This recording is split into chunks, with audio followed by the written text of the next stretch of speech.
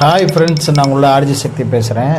இன்றைக்கி நம்ம எதை பற்றி வீடியோ பார்க்க போகிறோம்னா, நம்ம காக்டெயிலோட ஃபுட்டை பற்றி தான். இதில் எந்த மாதிரி சீட்ஸ் ஃபுட் தர போகிறோம், எந்த மாதிரி ஹாட் ஃபுட் தர போகிறோம் அப்படின்றத பற்றி தான் பார்க்க போகிறோம்.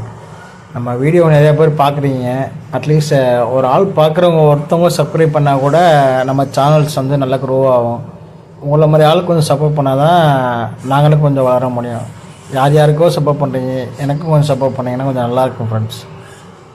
வாங்க இப்போ வீடியோக்குள்ளே போகலாம். இப்போ நம்ம பார்க்குறது பார்த்திங்கன்னா சீட்ஸ் ஃபுட் பண்ணுவோம். இதில் நம்ம எந்தெந்த ஃபுட்டெல்லாம் கலந்துருக்கோம் அப்படின்னா, ஃபஸ்ட்டு ஒன்று தினை பார்த்திங்கன்னா நார்மல் குவான்டிட்டியில் அதிகமாக இப்போ அதுதான் இருக்கிறதுலே அதிக லெவலில் உள்ள குவான்டிட்டி ஆட் பண்ணணும். ப்ளஸ் பார்த்திங்கன்னா இதுலேயே நெக்ஸ்ட்டு ஆட் பண்ண வேண்டியது பார்த்திங்கன்னா அதில் உள்ள சீட் ஃபுட்டு, வரகு, குதிரைவாளி, இந்த மாதிரி ப்ளஸ் சன்ஃப்ளவர் சீட்ஸு. அடுத்து பார்த்திங்கன்னா நம்ம அது ஏதோ ஃபுட் சொல்லுவாங்க, அது பேர் டப்புன்னு ஞாபகம் வரல, அந்த இது கொடுப்போம் சீட் ஃபுட்டில். இதில் பார்த்திங்கன்னா நம்ம வெஜிடபிள் ஃப்ரூட்ஸ் பார்த்திங்கன்னா மேஜராக கொடுக்குறது பார்த்திங்கன்னா பீட்ரூட் தான் கொடுப்போம். இந்த பீட்ரூட்டோட குவான்டிட்டி என்ன பார்த்திங்கன்னா, நம்ம சிக்கு நல்லா க்ரோ ஆகும். இப்போ நார்மலாக ஒரு 10 days உள்ள பேபிஸ் க்ரோ இருக்கும். அதே ஒரு 2 to 3 days பிஃபோராகவே அந்த க்ரோத் இருக்கும். இதுக்கு என்ன காரணம் பார்த்திங்கன்னா, நம்ம கொடுக்குற ஃபுட்டு தான். இது மேஜராக நம்ம கொடுக்குற ஃபுட்டு எல்லாமே குவாலிட்டியாகவும் ப்ளஸ் ஹை குவாலிட்டி உள்ள ஃபுட்டும், ப்ளஸ் அதுகள் நம்ம வச்சுற ஃபுட்டு எதுவுமே வேஸ்ட்டே பண்ணாது. எல்லாமே பார்த்திங்கன்னா குவான்டிட்டி நல்லாவே நல்லா சாப்பிடுங்க. ப்ளஸ் நல்லா ப்ரீட் ஆகிற டயத்தில் நல்லா சாப்பிட்டுட்டு அதுக்கேற்ற எக்கு குவாலிட்டியாக போட்டு, ப்ளஸ் நம்மகிட்ட போடுற எக்கெலாம் பார்த்திங்கன்னா மேக்ஸிமம் குவாலிட்டியான எக் தான் போடும். எதுவுமே அன்ஃபர்டைல் எக்காக ஆகாது. இப்போ 5 எக்கு லே பண்ணுது அப்படின்னா 5 எக்குமே ஃபெர்டைல் ஆகி குஞ்சு பொரிச்சிடும். அப்படி குஞ்சு பொரிக்கிறது பார்த்திங்கன்னா அந்த 5 குஞ்சுகளுமே பார்த்திங்கன்னா டிஃபால்ட்டாக எதுவுமே சாகாமல் அதை கொடுக்குற நம்ம ஃபுட்டை கரெக்டாக ப்ராப்பராக ஃபீட் பண்ணி அந்த குஞ்சுகளை வளர்த்து ப்ராப்பராக கூண்டு விட்டு நெஸ்ட் அவுட் பண்ணாங்க. இந்த மாதிரி நல்லா க்ரோ இதாகிடுங்க. இப்போ நம்ம வச்சுருக்க ஃபுட்டு பார்த்திங்கன்னா வெளியே வச்சுருக்கோம். அது பாருங்கள், ஆல்மோஸ்ட் தயாராகிடுச்சு சாப்பிட்றதுக்கு. எப்படா வைப்பீங்க, நான் சாப்பிட்டானுன்றான்ற மாதிரி ஃபீலுக்கு ஆகிடுச்சு பாருங்கள். அப்படியே அந்த கேட்டு வாசல், அந்த கூண்டோட வாசல் நின்றுட்டு எப்படி விளையாடுது பாருங்கள். பார்த்தாலே தெரியும் உங்களுக்கு எந்தளவுக்கு அந்த பசியோட இதில் இருக்குன்ட்டு. சாப்பிட்றதுக்கு ரொம்ப முயற்சி பண்ணி ரெடியாக இருக்குது. இது நம்மளோட காக்டெயில். இது பார்த்திங்கன்னா நார்மல் அல்பினோ காக்டெயில். இது இப்போ சிக் கேச்சிங் பண்ணியிருக்கு. இது என்ன சிக் கேச்சிங் பண்ணிக்குன்னா, அல்பினோ பைடு இல்லாமல் நார்மல் கிரே பைடாக கேச்சிங் பண்ணியிருக்கு. இந்த இப்போ சாப்பிட்டுட்டு பாருங்கள் லெஃப்ட் சைடில், அந்த மாதிரி சிக்கை கேச்சிங் பண்ணியிருக்கு.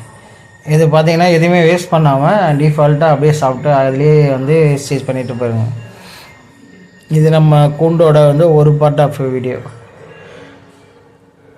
இது இப்போ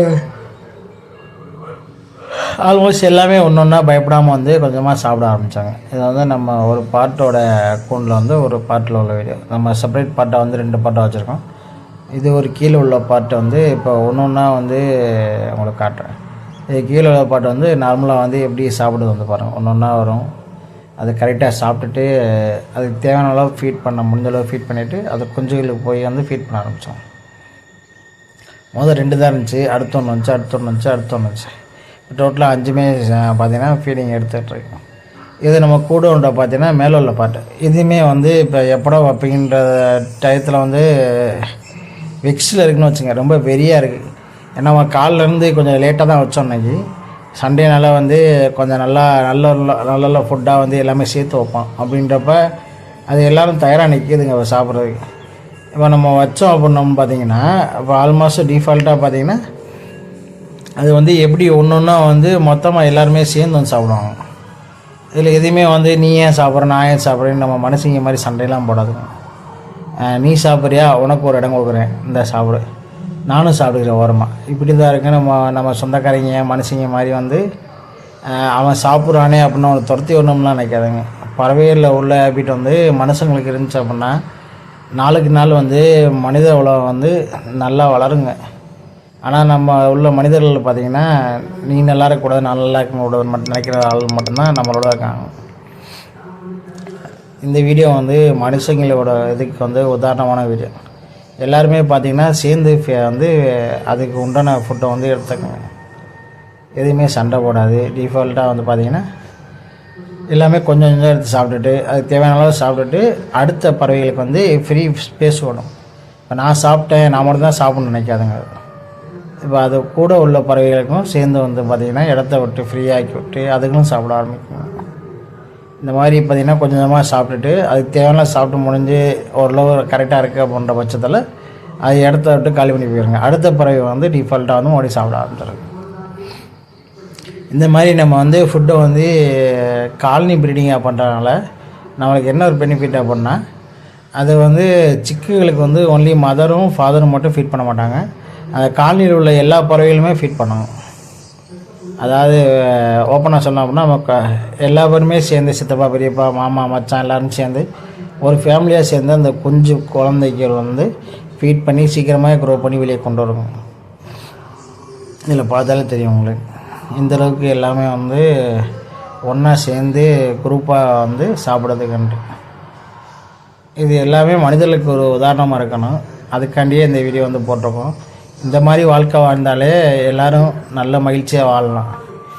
இந்த வீடியோ உங்களுக்கு நல்லா பிடிச்சிருந்தா லைக் பண்ணுங்கள், சப்ஸ்கிரைப் பண்ணுங்கள், கொஞ்சம் சப்போர்ட் பண்ணுங்கள் எனக்காண்டி. Thank you friends.